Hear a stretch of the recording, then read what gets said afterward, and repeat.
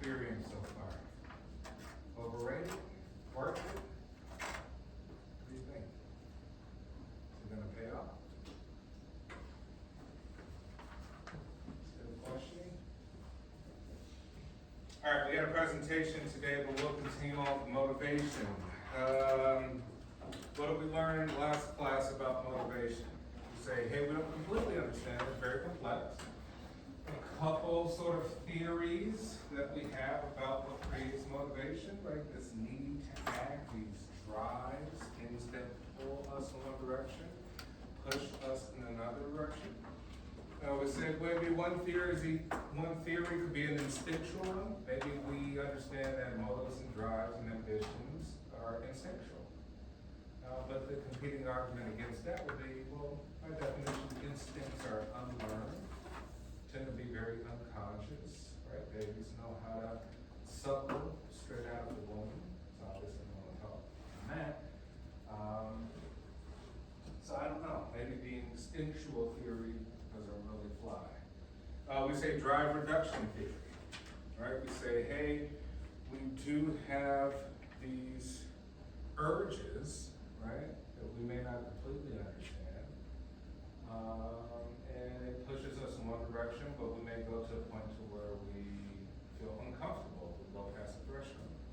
Therefore, we need something to reduce the drive.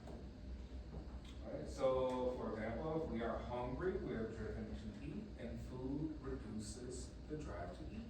So simply that we have these drives and we need something to kind of counteract them.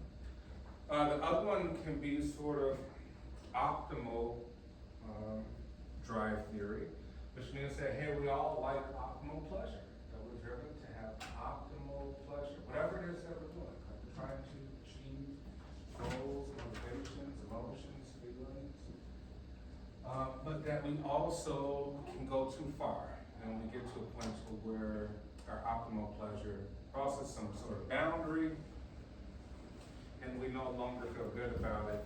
Thus, we have to have some homeostasis, get back to the balance of things. Right? So it's kind of this teeter-totter. So we have a lot of different kind of theories, some mindsets about how motivation happens. Right? When we say Maslow said we got basic ones, we need drives for food, water, and then we need shelter, security, safety. Beyond that, then we have some sort of social needs, emotional needs, right? I think a degree might make you feel good about yourself. You may talk to people about it. You may give self-esteem, self-value, self-worth. Maybe money will, maybe status, prestige, traveling around the world, your clothes, your cool things you find at Powerhouse, etc. Beyond that, we say we have, other needs, right? We begin to maybe start giving to people, give it away, right? We kind of have this top of the pyramid where maybe we think it's not really about us anymore, but it's more so about others, community, culture, people, family, et cetera, et cetera. Right? Say other things too, right? There's a need even for sex that we talk about, sexual desire. We say, hey, that's biological, right? Nature kind of places that in us. A lot of it is unconscious, so it's not a very conscious thing when people are always thinking about sexual desires. But to some degree, we find that to be a system of mating and bonding. We find all these kind of interesting situations where we bond for some unusual reason, right? But not necessarily unusual. Usually it's some sort of sexual motivation.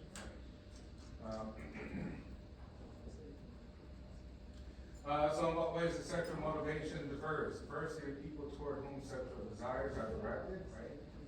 You may potentially have desires for someone that you usually wouldn't